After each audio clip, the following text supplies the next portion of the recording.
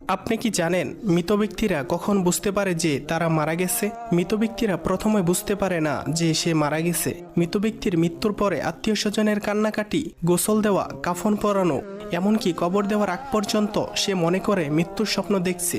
এমন অবস্থায় সে চিৎকার করে সাহায্যের জন্য বা তার স্বপ্ন ভাঙানোর জন্য, কিন্তু আফসোস কেউ তার চিৎকার শুনতে পায় না।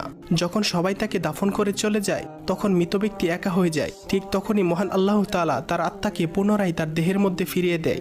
প্রথমত মৃত ব্যক্তি এটি ভেবে নেয় যে হয়তো তার খারাপ স্বপ্ন শেষ হয়ে গেছে এবং সে ঘুম থেকে জেগে উঠেছে, তাই সে আল্লাহর কাছে কৃতজ্ঞতা প্রকাশ করে। এরপর সে তার শরীর স্পর্শ করতে থাকে যা কিনা সবেমাত্র দাফন করা হয়েছে। তখন সে বলতে থাকে, আমার শার্ট কোথায়, আমার প্যান্ট কোথায়, আমি সাদা কাপড়ে মোড়ানো কেন, এখানে এত অন্ধকার কেন, এখানে এত ময়লামাটির গন্ধ কেন?